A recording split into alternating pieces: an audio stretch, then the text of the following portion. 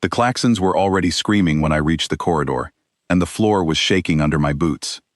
I am Daniel Whitfield, and 3 seconds ago I was asleep. Now I was running toward the one place every sane person on this station was running away from. The mining outpost of Calder Station sat on the edge of nowhere, a rusted metal ring circling a moon that nobody wanted, until we found the ore underneath it. 600 people lived here. Miners, engineers, a handful of alien advisors from 3 different worlds who had signed up to help us dig faster in exchange for a share of what we pulled out of the rock. None of them expected this. I turned the corner into the security bay and nearly collided with Vantor, our liaison from the Ossen Compact. He floated a few inches off the ground on his grav chair, all 4 of his eyes wide and spinning in different directions, which for his species meant something close to blind panic. "Daniel," he said, his translator crackling, "you should not be here. You should be on the evacuation shuttle with the others." "The others are already loading," I said, grabbing a rifle from the wall rack and checking the charge. "Somebody has to slow it down while they get clear." "Slow it down." Vantor made a sound like a kettle about to boil over. "Daniel, listen to me. That thing came through our reinforced door like it was wet paper. Do you understand what that means? It means the door was weaker than we thought. It means your weapons will not stop it."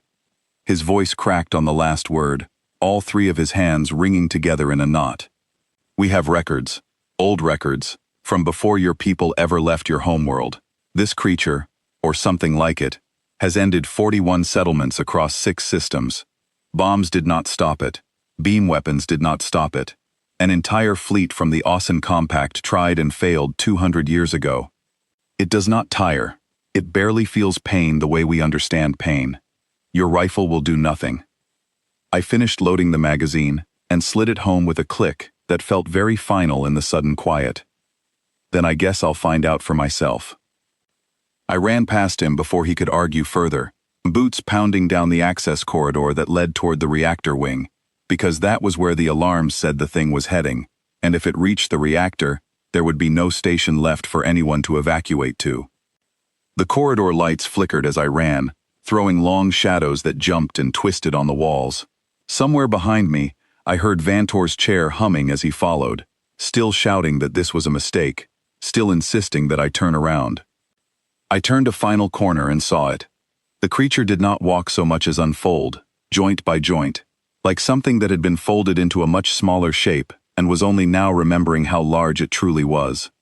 11 feet of dark plating and pale, wet tissue stretched between metal-looking ridges, moving with a strange, patient hunger. Its head, if that was the word for it, had no eyes that I could see, only a cluster of small vents that flared open and shut as it breathed, or did whatever it did instead of breathing. It had already torn through 2 blast doors to get this far.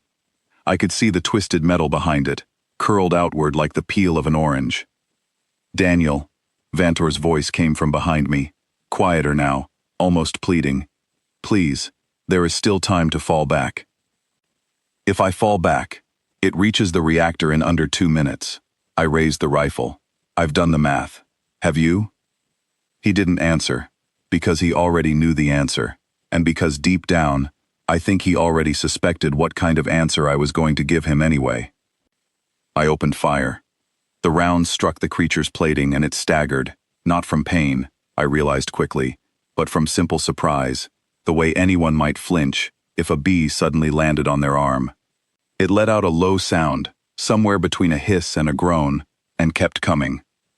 "You see," Vantor said, floating just behind the corner, refusing to come any closer. "It does not care." It cared enough to flinch. I kept firing, backing up 1 measured step at a time, keeping the distance steady, keeping myself always just out of reach of those long forelimbs that ended in something like curved hooks. That's not nothing. A flinch will not save this station. No, but it might buy us time to think of something that will. I fired again and again, and each time the creature paused for half a second before continuing forward, recalculating, deciding whether I was worth its attention or simply an obstacle to push through. Every half second I bought was a half second the shuttle crews could use to finish loading families onto the evacuation ships docked at the far end of the ring. My comm crackled. It was Priya Malhotra, our station's chief engineer, her voice tight with static and fear. "Daniel, this is Priya. Do you copy? We have 2 more shuttles still loading. I need at least 4 more minutes." "I don't have 4 minutes to give you," I said, ducking sideways as one of those hooked limbs swept through the space where I had been standing a heartbeat earlier. "I've got maybe 90 seconds before this thing decides I'm not interesting anymore." "Then make yourself more interesting." I almost laughed, except laughing felt like a luxury I couldn't afford right then. The corridor narrowed ahead of me, funneling down toward the coolant junction that fed the reactor's secondary systems, and an idea started forming, rough and unfinished, the kind of idea you only trust because you don't have a better one. "Vantor," I called out, still backing up, still firing in short bursts to keep the creature's attention locked on me instead of drifting toward the walls or the vents where the rest of the crew might be hiding. "The coolant manifold behind you, the one marked with the blue seal, can you access it from your chair's console?" "I can, but why would that help? It regulates temperature for the reactor housing. It has nothing to do with combat." "I'm not trying to fight it. I'm trying to slow it down." "With coolant gas?" His eyes spun even faster. "Its biology does not register cold the way ours does. Every record we have says temperature has no effect on it. Maybe not on its body, but has anyone ever tried freezing its joints while it's mid-stride?" There was a pause, just long enough that I could hear the creature's low groaning breath growing closer behind me. "That is not in any record I have read," Vantor admitted. "Then let's write a new one." He hesitated only a moment longer, before his hands flew across the small console built into the arm of his chair. A soft hiss began somewhere overhead, and thin streams of pale vapor started drifting down from vents I hadn't even noticed were there, curling around the creature's lower limbs as it pushed forward into the narrowing corridor. It didn't stop, but it slowed, just slightly, the wet tissue between its plates tightening and stiffening as the temperature dropped around it, its movements growing a fraction less fluid, a fraction more mechanical. "It is working," Vantor said, and for the first time, there was something other than fear in his voice. Something closer to disbelief. "Keep it flowing," I said, firing another burst to keep its attention on me and not on him. I need it a little slower, not stopped. If it stops completely in the middle of the open corridor, we're in trouble. I need it slow enough to reach the blast door, but not so slow it just gives up and turns around looking for an easier way in. You are gambling with very specific numbers for something you invented 30 seconds ago. Welcome to my whole life, Vantor. I kept retreating, kept the creature's attention locked on me, with short bursts of fire, each one earning that same half-second flinch, each flinch buying another meter of ground toward the heavy blast door that sealed off the reactor's outer ring. My arms ached from the recoil. My lungs burned from the cold vapor now filling the corridor, but I kept my eyes on the door ahead, counting the distance in my head, the way I used to count steps home from the mines back when I was young enough to still be scared of the dark. 30 meters, I called out. "Understood," came Priya's voice again, steadier now. "Shuttles 4 and 5 are away. We have one more group boarding Shuttle 6. 2 minutes, Daniel, and then everyone left in the ring is you and Vantor. Then we'd better make this work in under 2 minutes." The creature let out a sound that was almost a roar, frustration finally breaking through whatever patient hunger had been guiding it, as if it had only just realized it was being led somewhere, rather than simply chasing. It surged forward, faster than before, breaking through the slowing effect of the cold vapor, with something that looked a lot like pure stubborn will.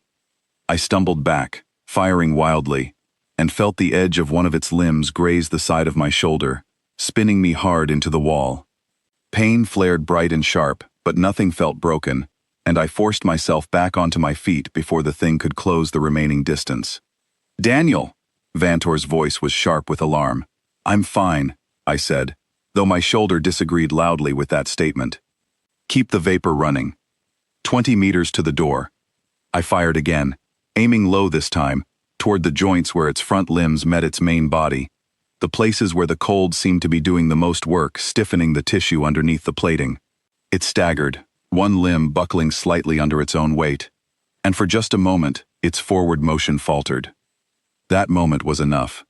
I turned and ran the last stretch toward the blast door, not backward now, but forward, sprinting with everything my legs had left, my shoulder screaming with every stride. Behind me, I heard the creature recover and surge after me, faster now, driven by something that was no longer patient hunger, but something closer to fury. "Vantor, the door," I shouted. "Now. You are not clear of the corridor yet. Trust me." I heard the mechanism groan to life behind me, the heavy blast door beginning its slow, grinding descent from the ceiling, and I threw myself forward through the narrowing gap with barely a hand's width of clearance left above my head, rolling hard onto the metal floor on the other side. The creature hit the door half a second after I cleared it, and the entire corridor shook with the impact, dust raining down from the ceiling supports. The door groaned, buckled slightly inward, but held. For a moment there was nothing but silence, broken only by my own ragged breathing and the low, furious pounding of something enormous, testing the limits of the door from the other side. "Daniel," Vantor's chair drifted closer, his eyes finally settling into something like their normal position, instead of spinning wildly. "Are you injured?" "Just bruised." I pushed myself up slowly, wincing as my shoulder protested. "How's the door holding?" He checked the small console on his chair, translating the readouts with a quick series of taps. Structural integrity at 82%, and falling slowly. "It will not hold forever.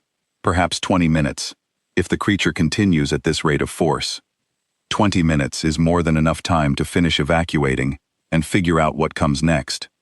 "What comes next?" Vantor repeated, his translator carrying a strange note that might have been disbelief.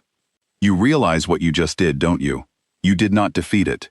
You did not even truly injure it in any meaningful sense." "No," I agreed, catching my breath against the wall. "I trapped it, in a room, with a door." 41 settlements had fleets. Orbital weapons platforms. Technology far beyond anything your species has built. He floated a little closer, studying me with something between confusion and a kind of dawning respect. "And you stopped it, for now, with a hallway and a coolant valve." "Sometimes the fanciest solution isn't the right one." I managed a tired smile despite the ache in my shoulder. "That thing has spent 200 years fighting people who tried to outpower it. Nobody ever tried to just be a nuisance to it long enough to slow it down." My comm crackled again, Priya's voice flooding with relief this time instead of tension. "Daniel, Shuttle 6 is away and clear. Everyone is off the ring, except you two. Command wants to know your status and whether we need to consider a full station scuttle protocol." I looked at the shuddering door, at the sound of something enormous and furious testing its limits on the other side, still very much alive, still very much a problem that hadn't gone away, only paused. "Tell Command to hold off on scuttling anything," I said. "We didn't beat it. But we bought ourselves time, and time is something we can actually work with." "Copy that. What's the plan?" I looked over at Vantor, who was already pulling up something on his console, his 4 eyes narrowing in concentration, as an idea of his own began to take shape. "The vapor slowed it," he said slowly, almost to himself. "Not because of the cold itself, but because of how quickly the temperature changed. A sudden shock to its systems, faster than its body could adjust to. So we hit it with a bigger shock." "Precisely. If we can route power from the secondary cooling loop directly into that chamber, we could create a temperature swing severe enough to force its systems into a kind of shutdown. Not permanent, but long enough to move it, to contain it properly, perhaps even to study it, and finally understand something no one else ever has." "How long would that take to set up? With station power still active and no one shooting at me while I work? Perhaps 15 minutes? Then you've got 15 minutes, and I've got a door to babysit." I checked the charge on my rifle, more out of habit than any real expectation that it would matter much against what was on the other side, but somehow the weight of it in my hands still felt steadying. "Go. I'll keep watch here, and let you know if the door starts giving out faster than expected." Vantor hesitated at the doorway of the side corridor leading toward the cooling systems, looking back at me with an expression I hadn't seen on his face before. Not fear this time, but something closer to genuine curiosity. "Daniel, back at the beginning, when I told you your weapons would not stop it, why did you keep firing anyway?" I thought about that for a moment, listening to the muffled pounding still echoing through the sealed door, feeling the ache in my shoulder, the tiredness settling deep into my legs. Because giving up felt worse than being wrong, I said finally. If I'd stopped the first time you told me it was pointless, we wouldn't have found out that cold slows it down. We wouldn't have this 15 minutes. Sometimes the only way to find the answer is to keep trying long enough for the world to show you where it's hiding. He didn't respond right away, simply looking at me for a long moment, before his chair turned and hummed away down the corridor, leaving me alone with the sound of something ancient and furious, pounding against a door that was, for now, holding. The next 15 minutes stretched longer than they had any right to. I paced the length of the small containment area, listening to every groan and shudder of the door, watching the readout on the wall panel as the integrity number ticked slowly downward, 80%, then 78, then 75. Priya's voice checked in twice, updating me on the status of the shuttles now safely clear of the ring, on the growing fleet of curious onlookers gathering at a safe distance to watch the feed from the station's remaining working cameras.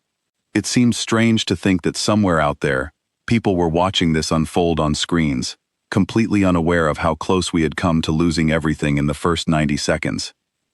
At the 12-minute mark, Vantor's voice crackled back over the comm, tight with concentration. The loop is rerouted. I need you to trigger the release from your side. When I give the signal, there is a manual valve beside the door that will flood the chamber directly, rather than relying on the vents. Copy. Standing by. On my mark. 3, 2, 1. Now. I twisted the heavy valve beside the door with both hands, feeling the metal groan under the pressure, and a rush of freezing vapor far denser than before began pouring into the chamber on the other side, through a series of hidden vents Vantor had rerouted from the main cooling loop. The pounding against the door grew suddenly violent, frantic, the creature clearly reacting to something far more severe than the thin trickle from before. Then, slowly, the pounding began to slow. Then it stopped altogether. The silence that followed felt heavier than any of the noise before it, and for a long moment, neither Vantor nor I said anything, both of us simply listening, waiting to see if the quiet was real, or simply another pause before something worse. Structural readout, I finally said, my voice quieter than I meant it to be. Give me a moment. A pause, filled with the soft hum of his chair's console working. Its movement has ceased entirely. Internal temperature within the chamber has dropped far below anything in its recorded tolerance. Daniel, I believe it has entered some form of dormancy. Dormancy, not gone. No, not gone, but contained, and stable, for as long as we maintain the temperature. His voice carried something I hadn't heard from him before, a kind of wonder that seemed to catch even him by surprise. In 200 years, across 41 recorded encounters, no one has ever managed even this much. You did not defeat something that could not be defeated by conventional means. You simply refused to accept that conventional means were the only option. We did it together, I said, leaning back against the wall, finally letting my legs give out slightly beneath me as the adrenaline began to fade. Your instincts about the coolant loop, my stubbornness about not giving up the first time someone told me it was hopeless. Neither one works without the other. Priya's voice broke back in, breathless with relief and something like disbelief. Daniel, Vantor, Command is asking if what we're reading on the sensors is accurate. Did you actually manage to contain it? For now, I said. Long enough to figure out what comes next anyway. Tell Command we're going to need a proper containment team, some serious insulation work, and probably every engineer on this station willing to study something nobody else in the galaxy has ever gotten close enough to study safely before. Copy that. And Daniel, for what it's worth, that was either the bravest or the most reckless thing I've ever seen anyone do. Can't it be both? There was a tired laugh on the other end of the line before the channel went quiet again, leaving just the two of us standing in the corridor, staring at a sealed door behind which something ancient and terrifying slept in a cold that would keep it there for as long as we needed it to. Vantor floated closer, his four eyes finally settling into something calm, something almost peaceful. I have spent my whole life studying encounters like this one, he said quietly. I have read every record, every failure, every desperate final transmission from settlements that did not survive. I always assumed the lesson those records taught was that this creature could not be stopped. And now? Now I think the real lesson was that it had simply never met anyone stubborn enough to keep reloading after being told it was pointless. He tilted his head slightly, something that might have been the beginning of a smile, in whatever way his species expressed such things. I am beginning to understand why so many species across the stars speak of your kind, with a strange mixture of caution and respect. I looked back at the sealed door one more time, feeling the last of the tension slowly draining out of my shoulders, replaced by a tiredness that felt earned rather than defeated. "Reload," I said, mostly to myself, the way I had said it to myself 100 times before, in situations far smaller than this one. "Always reload. You never know which try is the one that finally works." Behind the door, the creature slept on, and for the first time in 200 years, something that could not be stopped had simply been asked to wait.